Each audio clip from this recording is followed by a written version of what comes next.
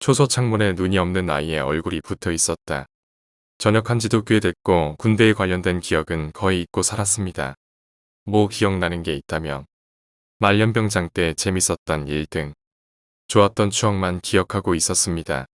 그런데 엊그제 밤에 군대 GOP 다큐를 보니 그 시절 겪었던 일이 생각나더군요. 그때 이야기를 해볼까 합니다. 내가 전입된 부대는 GOP 경계 근무를 담당하는 부대였다. 그래서 이 부대에 전입한 병사는 대부분이 GOP에 투입됐다. 그래도 GOP에 투입하기 전 병사들을 분류했는데 인성검사나 건강검진 등을 통해 관심 병사나 몸이 아픈 병사는 GOP 투입 명단에서 제외됐다. 하지만 꼭 정신이 멀쩡하고 몸이 아픈 곳이 없다 하더라도 GOP에 험준한 산악지형에 가면 모두들 몸 구석구석 성한 곳이 없었다. 네 발로 걷다시피 하는 GOP의 가파른 계단하며 부족한 수면 시간, 매일 이어지는 고단한 작업, 매일 반복되는 일상, 바뀔 것 없는 풍경은 우리들의 정신을 더욱더 피폐하게 만들었다. 거기에 근무 인원마저 적어서 주간 근무를 나갔던 인원이 그날 후반야 근무에 투입되기도 했고 외출이나 외박은 당연히 나갈 수 없었다. 휴가도 한 달에 서너 명 정도밖에 나가지 못해 사실상 섬에 고립된 상태나 마찬가지였다. 지금은 GOP의 면에도 생기고 보상휴가도 많이 줘서 괜찮겠지만 그래도 힘든 건 마찬가지일 거라 생각한다.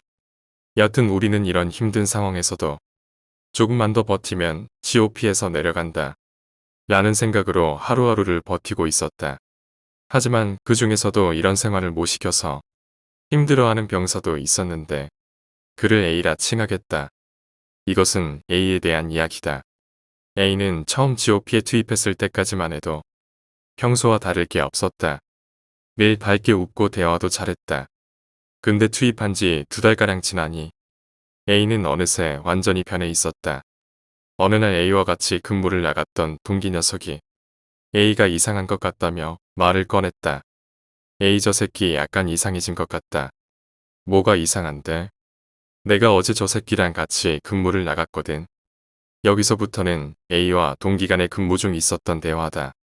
김일병님, 총알이란 게 참 신기하지 않습니까? 어떻게 이 조그만한 게 사람을 죽일 수 있는지. 이러면서 희죽거리며 웃고 있었다고 했다. 새벽 달빛에 비춰 희죽이며 웃는 A의 모습을 보니 완전 또라이처럼 보였다고 했다. 이때까지만 해도 나는 A의 일을 아무렇지 않게 생각하며 넘겼다. 그런데 시간이 지날수록 A와 같이 근무를 나갔던 선임들도 A가 이상하다며 한결같이 말하기 시작했다. 이상병과 A는 후반야 근무를 나갔다. 한참 근무를 서다 대기 초소에 들어가서 잠깐 쉬게 되었는데 이상병은 잠시나마 눈 좀 붙일 겸 잠을 잤다고 했다. 대기 초소란 겨울철 해가 늦게 떠서 근무가 긴 후반야 근무자들을 위해 근무 중 10분 정도 잠시 쉴 수 있게 마련한 초소. 근데 뭔가 이상한 느낌이 들어 눈을 떠서 A를 바라보니 A가 자신의 수류탄 주머니에서 수류탄을 꺼내 만지작거리며 희죽희죽 웃고 있는 게 보였다. 그 광경을 본 이상병은 바로 A의 수류탄을 빼앗고 그 자리에서 온갖 상욕을 한 후 부탁까지 이어지진 않았지만 A의 방탄을 때리며 훈계를 했다.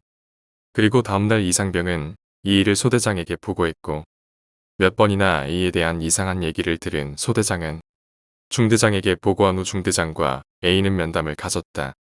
그리고 중대장은 조금만 더 시간을 갖자고 한 후 A를 관심병사 리스트에 올리고 그날부로 A는 실탄과 수류탄을 지급받지 못하고 공포탄만 지급받은 채 근무에 나갔다. 그래도 A와 같이 근무를 나간 선임들은 모두 공포에 떨어야만 했다. 박 병장과 A가 같이 근무를 나갔다. 한참 근무를 서다 소변이 급해진 박 병장은 급하게 밖으로 뛰쳐나가 잠시 소변을 보고 초소로 들어왔다. 그러자 A가 박 병장의 소총을 들고 멍하니 서 있는 걸 봤다. 여기서 뭐 그깟 소총 들고 있는 게 뭐가 문제냐고 할 수도 있겠지만 GOP 특성상 실탄을 지급받아 근무를 하기에 실탄이 장전된 상태이고 안전장치만 풀면 바로 격발을 할 수 있었다. 그걸 본 박 병장은 A에게서 자신의 소총을 빼앗고 A를 다그치자 그제서야 A가 무릎을 꿇으며 죄송하다고 빌었다. 그래도 그게 불쌍했던지 박 병장은 보고까진 안 하고 자신의 선에서 마무리했다. 그리고 이 일을 마지막으로 한 달 정도 지나자 A는 점차 정상으로 돌아온 것 같았다. 전과 다를 것 없이 밝게 웃었고 대화도 잘했다. 그래서 소대장과 중대장은 A를 관심병사에서 다시 제외시키고 A에게 실탄과 수류탄을 지급시켜 근무를 나가게 했다. 하지만 문제는 그날 터졌다. 그날 A와 동기가 같이 근무를 나갔다. 둘은 초소에서 한참 재밌는 얘기를 나누며 시간을 보내고 있었다. 그런데 갑자기 A가 말을 멈췄다고 했다. 얌마 뭐해? 동기가 A에게 물었다. 김일병님 애기 소리가 들립니다. 이러더니 A는 한 곳을 멍하니 쳐다보고 있었다. 그러더니 이내 A는 비명을 지르며 초소 바닥에 쓰러졌다. 그리고 자신의 총을 집어들고 초소 창문을 겨냥했다. A가 황급히 떨리는 손으로 소총 안전장치를 풀려고 할 때 동기가 A를 있는 힘껏 밀쳐서 총을 빼앗고 탄창을 꺼냈다. 김일병님 창문에 아기가 달라붙어 있습니다. 그제서야 동기는 창문을 바라봤는데 아기는커녕 창문엔 아무것도 없었다. 그래도 A는 벌벌 떨며 초소 바닥에 웅크린 채 있었다.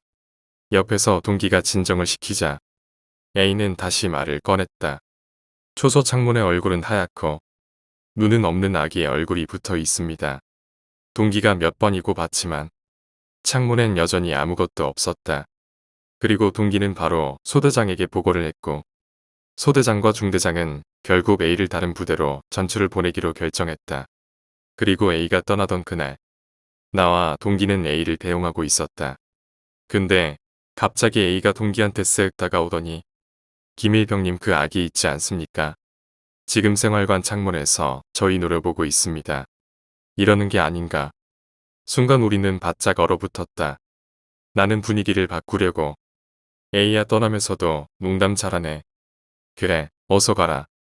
이러니 A가 심각한 표정으로 나를 보며 농담 아닙니다. 어젯밤에도 아기가 시끄럽게 울어서 한숨도 못 잤습니다. 이렇게 말하고는 그렇게 A는 떠났다.